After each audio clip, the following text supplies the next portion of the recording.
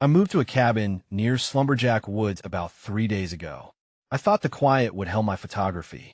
The trees seemed tall and protective, and the area felt peaceful at first. I quickly settled in, enjoying the flicker of sunlight coming through the branches. It was a nice change from the city. But on my first night, things started to feel off. I woke up around midnight to laughter. It echoed through the trees like kids at play. I thought it was the wind. Still, I couldn't shake the shiver that ran down my spine. I got up to step outside. The cool air hit me hard. I tried to calm my nerves. I sat on the porch, hoping for silence. But the laughter returned. Shadows swayed just out of sight. It felt like eyes were on me, and my heart raced. I looked all around. Nothing but dark trees dancing in the wind. The next day, I went for a long walk. The woods felt both inspiring and unsettling. I wanted to shake off the unease. But then I found an old toy truck, rusted and half buried in the dirt. I picked it up. It felt wrong to touch, like it held a secret I shouldn't know. I dropped it quickly, feeling a chill creep over me. That night, things got worse. I heard whispers, soft and unintelligible. Maybe it was my imagination. I tried to convince myself. But deep down, I felt that same sensation of being watched. I was alone out here, right? This wasn't supposed to be scared. As the sun set, I heard movement in the bushes. My anxiety bubbled back up. I told myself it was just animals, but my breath came faster. I glanced back, but there was nothing, only the looming trees. Then I saw it, a flicker, a shadow moving too quickly to define. I turned to look. I felt exposed in the yard like I was being hunted. My heart pounded in my chest. The laughter returned, sharper this time, closer than before. I stumbled backward, my back hitting the cabin. Just when I thought it couldn't get worse, I heard a voice. It was soft but clear. "You're not alone." I spun around, searching for the source. No one was there. My pulse raced. What did that mean? I didn't want to find out. That I grabbed my camera, hoping to just take some photos and clear my head. But I couldn't focus. My hand shook. I felt like I was in a nightmare. Every time I thought about going inside, I heard those whispers again. I was losing it. The last thing I remember was standing on the porch, staring into the dark trees. The air felt thick, and I knew something was waiting for me. But I was too scared to move. I kept asking myself if this was just my mind playing tricks. I still don't know if I made the right choice by coming here. Now, 3 days in, I wonder if I'll ever feel safe in these woods. I haven't slept since. The sun rose unexpectedly bright the next morning. I squinted against the light, wondering if the brightness was a cruel joke after the night I just endured. I had to get myself together. I couldn't let fear dictate my life in this cabin. Maybe I was just imagining things. I decided to explore further into the woods, wanting to reclaim some sense of normalcy. Armed with my camera, I moved deeper among the trees, hoping to capture some beauty in this unsettling place. Each step felt heavy. The branches overhead rustled, and I felt the prickle of eyes on me again. They were there, I just knew it. Throughout the morning, I took plenty of pictures, the close-ups of moss, the dappled sunlight breaking through the leaves. But each click of the shutter felt like a challenge to whatever lurked in the background. I wanted to believe that the woods were just misunderstood, that I could find a peace there. I wandered off the main path, every sound amplifying my tension. The crunch of twigs, the rustling leaves, they all played tricks on my mind. Then, in the middle of a small clearing, something caught my eye. A tree with markings on it. Curious, I approached. At first, it looked like scratches, but as I drew closer, I noticed they formed shapes, characters, or symbols I didn't recognize. My heart raced. I could almost hear whispers around me, taunting and playful like children. I took a step back, feeling unease wash over me. That's when my foot hit something hard under the leaves. I knelt down, brushing away the dirt. It was small, seemingly out of place, a jagged rock with a crest on it. A chill ran through me. Did someone place this here? This discovery felt more significant than the toy truck. Whatever these woods held, it was not just history. It was alive and watching. I turned to leave, feeling the weight of the air pressing down on me. That sensation of being watched grew sharper, almost urgent. Then I heard it again, the laughter. It was louder now, echoing through the trees like it was right behind me. My stomach twisted in knots. I struggled to regain control, my instinct screaming at me to run. I took off, stumbling through the underbrush, each branch grabbing at my clothes like hands pulling me back. Finally, I burst out of the trees back at the cabin. My heart felt ready to explode, and as I slammed the door shut, I leaned against it, panting. Inside felt safe, but I knew it was only an illusion. I glanced out the window, hoping to see nothing, but the shadows danced along the tree line, taunting me. They were waiting just beyond reach, ready to pull me back into their depths. I tried to calm my breathing. A thought took hold. What did those symbols mean? And who left that rock? I grabbed my camera and snapped a picture of the markings I had found. It felt like the only thing I could cling to in that moment. But deep down, I knew this was just the beginning. And then there was a knock at the door. Not a gentle rap, but something urgent. My heart sank. Who could it be? I held my breath. Had I really been alone all this time? I froze, the knock reverberating through the cabin. An urgency laced with fear pulsed in my veins. Who could it be? I felt like I was trapped in a nightmare, clutching a thin sliver of reality. Hello, I called out, my voice shaky. The laughter from the woods still echoed in my mind, mixing with the sound at the door. I waited, tensed, hoping for a response. Silence hung in the air. I stepped cautiously towards the door, my feet moving almost on instinct. Another knock, this time more insistent. I hesitated. Whoever was out, there had to be real, but part of me believed or feared that the woods were playing tricks. I gripped the doorknob, trembling slightly. Is anyone there? I asked again, a bit louder this time. Just as I started to turn the knob, the door rattled, as if someone was leaning against it, trying to get in. My heart raced. I yanked my hand back and stumbled back into the cabinet's dim interior. With my back pressed against the wall, I peered out through the window. A shadow loomed just beyond the threshold, but its features were obscured by the blur of branches and sunlight. I couldn't make out a face, but the silhouette was tall and unnaturally still. Please let me in. A voice broke through the silence, cracking with urgency. You have to help me. I clenched my camera tight, the grip offering a fragile sense of bravery. The voice sounded desperate, almost pleading. I know you're in there. They're coming. You got to let me in before it's too late. Who was this person? What was chasing them? Each question heightened my anxiety. I felt the weight of the door pressing against me, like it was a barrier between the safety of my mind and the chaos just outside. Wait, I shouted, thinking about the symbols and the laughter. What if this was just another trick?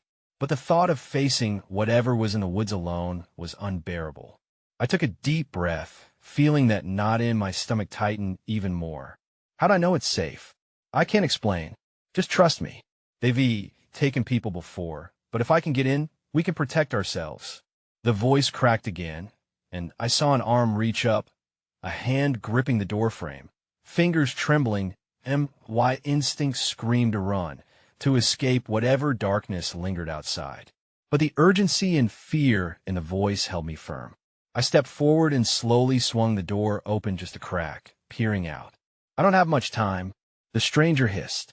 That's when I saw it. The figures lurking beyond the trees, their forms moving with an unnatural fluidity.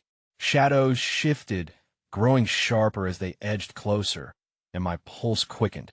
I opened the door wider, letting the frantic figure tumble into the cabin as they stumbled inside. I locked the door behind us, heart racing. But when I turned to face the stranger, all the questions I had fell silent. The expression on their face, a mix of fear and urgency, held something that made my breath catch in my throat. I found him, they said, barely above a whisper. But it's worse than you think. Before I could respond, we heard the sound again. A chorus of laughter, louder this time, echoing through the very walls of the cabin, drowning out any safety we thought we had found. The laughter faded into a haunting echo, but the weight of the stranger's words hung thick in the air. I studied their face. Strands of dark hair clung to their forehead, and their eyes darted nervously around the room. They looked like they had just come from an ordeal, one far worse than I could imagine. What do you mean it's worse? I asked, trying to keep my voice steady, but it trembled instead. They know we're here. They're looking for me, the stranger whispered, inching closer as if the walls had ears. You have to believe me. Whatever you think you've seen or heard in the woods, it's nothing compared to the truth. They don't just want to scare us, they want to take us. A chill ran down my spine. Take us. Who is they? I glanced back at the door, its wooden frame suddenly feeling fragile against the pressing dread. Desire for answers clashed with the impulse to barricade myself away from the world. I wish I could explain, the stranger continued, their voice breaking slightly. But I don't have the words. You have to trust your instincts. They can mimic anything, anyone. I barely escaped, and once they breached this place, their eyes filled with panic. Before I could process their words, a sudden, loud thud echoed against the door. I jumped, my heart thumping frantically. The laughter from the woods had stopped, replaced by a heavy stillness that felt suffocating. Hide! I hissed, my imagination racing. I grabbed the stranger's wrist and pulled them towards the back room. Quick! We squeezed into a cramped space, shadows wrapping around us like curtains. My camera slipped from my grip, but I didn't take care. I needed to focus on the noise outside. The thuds returned, rhythmic and deliberate, like footsteps testing our barrier. I nearly held my breath, hoping it would ward off whatever was out there. I felt the stranger's heart beating like a drum against my shoulder, mirroring my own terror. In my bag, there's something, they murmured. We can use it. My mind raced as I pulled away, careful to keep my body hidden. I hurried to the front of the cabin, my eyes darting around in search of their bag. It lay half-tucked under a table, but the noise continued, growing nearer, heavier. As I reached for the bag, I froze. The door splintered inward, a hand reaching through the crack. Shadows stretched alongside the figure, blending into grotesque shapes. Let me in, please. A voice called, but it wasn't the stranger's voice. This one was lower and far more menacing. I fought the urge to yell out, to push back. Instead, I glanced back at the stranger, who was wide-eyed with fear and urgency. I grabbed the bag and sprinted back to them just as the door flew open. The tall silhouette came pouring through the splintered frame. Heart racing, I held the bag tightly and opened it. Inside, I found strange symbols carved on small wooden pieces. I didn't understand them, but I felt something pulsing warning me. The symbols, the stranger exclaimed. They're the key. Use them. Then the figure from the doorway turned its head, eyes glinting in the dim light. My stomach dropped. I felt the walls of this place closing in. Whatever was in front of me wasn't just a shadow or an illusion. Pure dread filled the room. With trembling hands, I threw a symbol toward the figure. The moment it hit the floor, it shuddered, and a horrific change swept over its face, as if reality was unraveling in an instant. It wasn't about to end this way. It was only just beginning. The figure convulsed as the symbol struck the ground, its features stretching and warping like melted wax. I gasped, trying to pull the stranger back further into the corners of the room, but I couldn't look away. The laughter began again, this time echoing in a cacophony that twisted around me, making my head spin. Another one, the stranger cried, urgency threading through their words.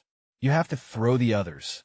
My hands shook as I fumbled through the bag, my eyes not leaving the creature. It was changing before me, from a hulking shadow into a nightmarish shape, its features a blend of horror and familiarity. It was a blend of every face I had known, yet entirely wrong. I lurched forward, throwing a second symbol, targeting that grotesque form.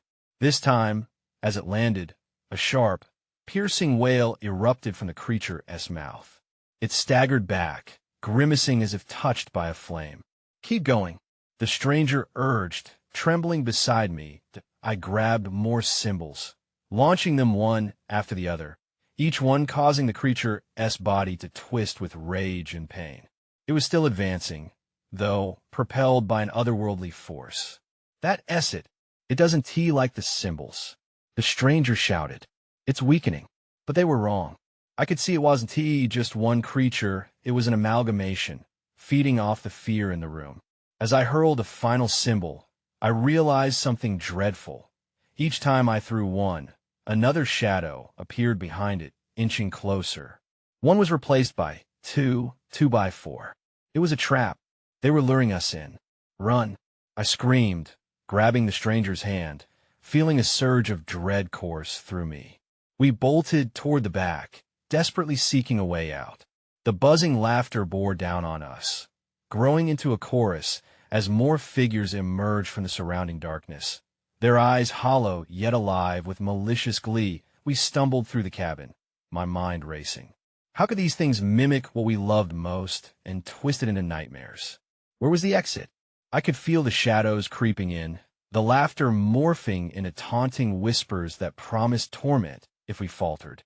This way. The stranger pointed toward a small window at the back. It was our only option. I shoved it open, splintering the wood as I pulled it aside. The air outside was cool against my face, but I could hear the chaos behind us, like something primordial was preparing to consume us. Just as we crawled through, I hesitated. What about the bag? What about the symbols? The symbols don't matter if we're trapped here. The stranger yelled. We need to get out now. I leaped down into the bushes, the ground giving way beneath my feet. We hit the damp earth, scrambling to gain footing. I looked back at the cabin, where the silhouettes seemed to close in, merging into a mass of dark energies swirling around the door, blocking our escape. Keep moving, the stranger urged, and we sprinted through the trees, branches clawing at our clothes. But then I stopped. Suddenly, something cold brushed against my skin. I turned, horrified. Emerging from the woods, a figure stood just beyond the tree line. It looked like someone I knew, someone I'd lost years ago. Help me, it whispered, the voice sweet yet laced with an underlying chill. That's when I saw it, the true horror. As I stumbled backward, I realized some boundaries can't be crossed, no matter how much we wanted them to be. The forest seemed alive, pulsating with hidden secrets. And it wasn't done with us yet. My heart pounded in my chest as I stared at the figure. The familiar face twisted under the pressure of memory and dread. It was as if the forest was playing a cruel trick, trying to lure me into its dark embrace. Don't look at it, the stranger shouted, pulling me back. But I couldn't help it. The voice was too reminiscent of the past, too hauntingly sweet. It's not real, I hissed, shaking my head as if I could dislodge the image. The figure stepped closer, and in the dim light filtering through the trees, I could see its edges blurring, twisting into something grotesque. Help me, it repeated, but now the voice cracked, revealing the monster lurking beneath. That I felt a surge of nausea. My grip on reality was slipping. I remembered that day, years ago, the day I lost them. The very idea of seeing them again, even just a shadow of them, was disorienting. They're using it against you. The stranger shouted again, urgency stretching their voice thin. I shook free from the past grasp and took a step back, finally breaking the connection. Let us go, I cried, turning away from the specter. I could hear the laughter rising in the distance, an echo of my own despair. We ran, pushing through underbrush, branches tearing at us, as if the woods themselves were trying to drag us back. Glancing over my shoulder, I saw more figures emerging behind the first, each one a distorted mockery of someone lost. Panic surged again. They were feeding off our grief, our guilt. We stumbled deeper into the woods, weaving between trees, their trunks thick and gnarled like twisted spirits. I could hear the whispers threading through the air. Stay with us, they beckoned. There has got to be a way out, I gasped, desperate to clear my head. We can't let them pull us in. Over here, the stranger shouted, darting toward a clearing up ahead. The moonlight broke through the canopy, illuminating a small glade. For the first time, everything felt quiet, the whispers receding. But that calm was short-lived. In the center stood a massive tree, ancient and knotted, with markings spiraling down its trunk. I approached cautiously, drawn somehow to its presence. As I touched the bark, a rush of images flooded my mind, flickers of joy, sorrow, memories intertwined with shadows. Don't touch it, the stranger warned, but it was too late. The moment I connected, the tree shuddered, roots writhing beneath the surface like serpents. From the darkness, the laughter returned, now fuller and more vibrant, filling the glade with a grotesque energy. Then everything went dark. The ground trembled, and I felt a pull, as if the very earth was conspiring against us. I grabbed the stranger's arm tight, but it felt like grasping smoke. Suddenly, a voice cut through the chaos, clear and commanding. "You're not meant to escape." Chilled to the bone, I looked back at the tree, where shadows converged, forming a figure that loomed over us. An ancient spirit? A vengeful guardian? I didn't know, but I sensed whatever it was, it would not let us go without a fight. The darkness dissolved as I stumbled to the ground, my senses fighting to regain stability. I blinked, trying to shake off the disorientation. Around me, the glade was alive with an unnatural glow, the massive tree pulsating as if it had a heartbeat. "Stand up," the stranger shouted, pulling me back to my feet. Their grip was fierce. "We have to move." I could only nod, my heart racing, still reeling from the voice that promised we weren't meant to escape. We dashed toward a narrow path that cut through the thick undergrowth, the laughter echoing in the distance. Each sound pierced through me, wrapping around my thoughts. The whispers grew louder, drowning out the world, but I kept pushing forward. I stole glances at the stranger, whose face was a mix of fear and determination. "Where do we go?" I asked, breathless. "Where are we running from?" "Things that are better left unseen," they replied, not looking back. The air felt thick, the scent of damp earth mingling with something metallic. Glancing back, I caught sight of shadowy figures weaving through the trees, twisting and turning in ways that didn't seem possible, that I felt my pulse quicken and my breath hitch. "What are they?" "Shadows from memories, echoes of your past," the stranger said, their voice strained. "And they can take form if you let them." We reached a bend in the path and stumbled upon another clearing, more expansive than the last. An eerie silence filled the air, and for a moment, I thought we'd escaped. The moon illuminated the area, revealing the remnants of what seemed like an old campsite. "Look," the stranger said, pointing to the ground. "Footprints." I leaned in closely, nervous fingers tracing the faint outline of prints leading deeper into the woods. They were fresh, and I couldn't shake the feeling that we weren't alone. "Should we follow them?" I asked, dread pooling in my stomach. "Yes," they urged. "It's our only chance." As we followed the prints, I felt an unsettling shift in the atmosphere. The shadows snapped through the trees like vines, encompassing us. Suddenly, a voice echoed from behind a nearby bush. "Why don't you join us?" I froze, and my heart dropped at the sound. It was a voice I knew well. The figure that emerged was the same distorted semblance I had seen before, a twisted form of someone I had lost. My body responded with instinctive fear, but curiosity gnawed at me too. "No," the stranger shouted, pulling me back again, but the figure stepped forward, features morphing into something grotesque, yet familiar. "Stay with us," it crooned, the voice both enticing and chilling.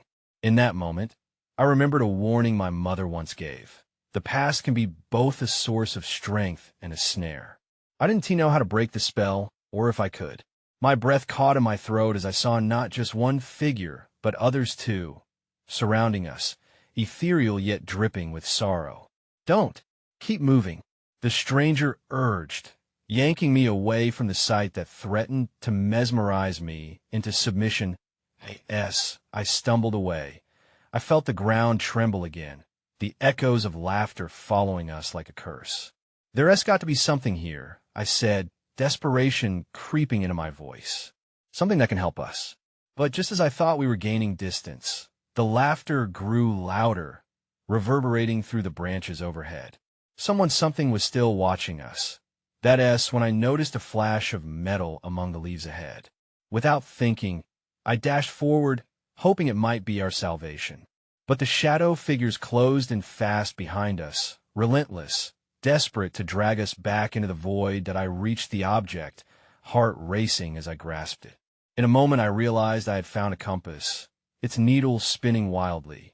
My gut twisted, It felt wrong, a tool meant to guide me, yet lost in this chaos. "We need to go," the stranger yelled, breaking through my thoughts. The shadows surged forward, voices rising in a cacophony. And as I turned to flee, I could feel the weight of the path behind me, a binding tether that promised to pull me back should I falter. The woods were alive with menace. As we plunged deeper into the darkness, the compass growing warmer in my hand. Desperation clawed at me as I understood this discovery wasn't just a guide. It held a secret I couldn't yet grasp. And as we ran, I knew one thing for certain. Whatever forces were at play in these woods wouldn't let us go easily. The moment we plunged into the next stretch of forest, the air shifted. It was colder, denser. The shadows seemed to stretch, narrowing the paths around us. I held the compass tightly, its needle still spinning aimlessly. Panic fluttered in my stomach, urging me to find a direction, any direction. "Do you think it points to safety?" I shouted over the whispers that brushed against my ears like wisps of smoke. The stranger glanced down at the compass, brows furrowed. "Not all paths lead the way we think. Keep it close, you may need to trust your instincts more than a tool like that." I swallowed hard, torn between belief and doubt. A flash of movement to my right made me jump. I turned quickly, catching a glimpse of a shadow darting between the trees. "Did you see that?" "What?" Something moved. I felt the tension spike in my chest. "Focus. We can't afford distractions." The urgency in their voice snapped my attention back to the path ahead. We pressed deeper into the woods, the laughter and echoing whispers clawing at the edges of my mind. Each step seemed to draw us further away from the light and clarity. Then, just as I thought I'd lost it all, I caught sight of something glimmering on the forest floor, a small shard of glass. I bent down, heart racing as I brushed dirt away with my fingertips. The glass was smooth, almost crystalline, etched with strange symbols that seemed to ripple beneath the moonlight. "What is this?" I whispered, hoping for an answer. The stranger hesitated, eyes narrowing as they inspected the shard. "I've seen this before. It's connected to the stories about people who ventured too deep and never returned." "Stories?" I felt the weight of their words pressing on me. "What do they say?" "They say that the forest takes what it wants. Memories, regrets, lost dreams. Those shards are remnants, reflections of what has been consumed." I looked at the glass piece again, anxiety twisting in my gut. "What are we supposed to do with this?" "Keep it. It might protect you." But as I pocketed the shard, the shadows surrounding us flickered, seeming to pulse in time with the heartbeat of the woods. The laughter faded momentarily, replaced by silence that was almost deafening. I couldn't shake the feeling that we were being hunted. Then I heard a rustling that contradicted the eerie stillness. The stranger and I exchanged a glance, both of us moving instinctively closer together. "What was that?" I breathed, fear creeping up my spine. Without warning, the shadows lunged from the trees, their figures swirling, clawing toward us. From the depths, more distorted faces emerged, each echoing familiar tones that sent chills crashing through me. They were memories, twisted and tainted, beckoning me to join them. "Run!" The stranger shouted again, their hand gripping mine. Pulling me away from the approaching darkness, we darted forward, feet pounding against the ground. The compass burned in my pocket, a reminder of the route we had yet to find. Whatever it pointed to, I had to believe it would lead us away from this nightmare. Then just ahead, I spotted something of faint light. A fire flickered between the trees, warm and inviting. "Is that?" I started, hope straining through my panic. "Maybe it's a way out," the stranger suggested, their eyes lighting up at the sight. But before we could reach it, the shadows surged and the laughter erupted again, louder and more frenzied. Someone was drawing nearer, and as I turned to shout a warning, I found myself face to face with a figure cloaked in darkness. "Stay with us," it whispered, its voice echoing with the weight of 1,000 forgotten nights. In that instant, I understood. Moving toward the light could either lead us to safety or deeper into the snare. And now, I had to decide which way to go. I stood frozen, staring at the figure wrapped in shadow. The air thickened around me, clinging to my skin like a fog. My instincts screamed to flee, but I was caught in the figure's chilling presence. And the stranger yanked me back. "Don't look at it. Just run." They pulled me away from the darkness and toward the flickering light, the fire growing closer with each frantic step. The laughter grew distant, but it still resonated through the trees. "What is that?" I gasped, struggling to keep pace. "Something that shouldn't be," they replied, glancing back as if expecting the shadows to catch up. "We need to reach the fire." We burst through the last line of trees and stumbled into a clearing. The fire blazed in the center, illuminating the faces around it. They were not the twisted memories we left behind, but strangers, expressions solemn under the dancing flames. "Who are you?" I panted, eyes darting around. I could feel the warmth of the fire, but it wasn't comforting.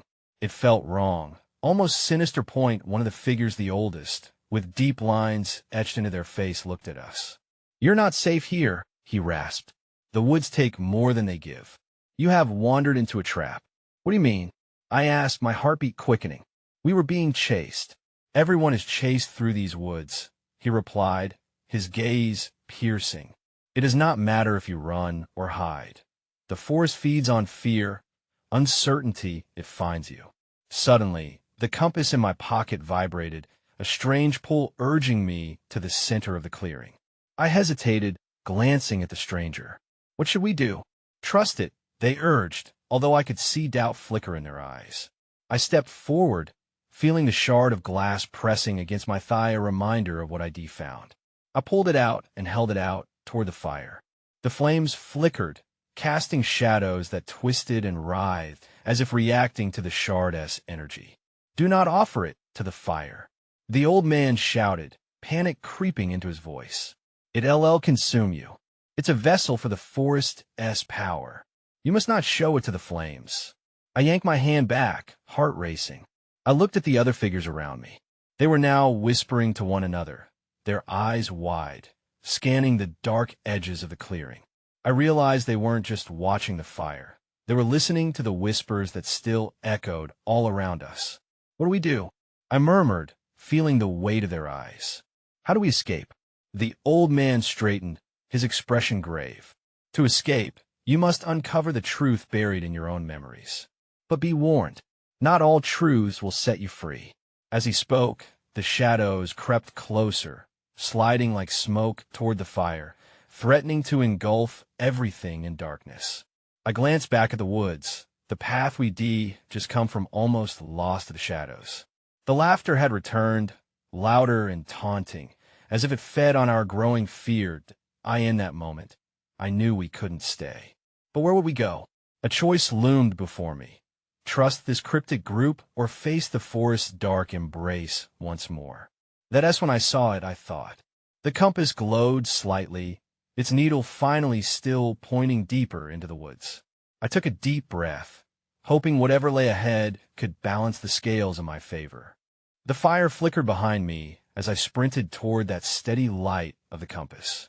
My heart hammered in my chest, echoing against the walls of my ribs as branches whipped past me, cold against my skin.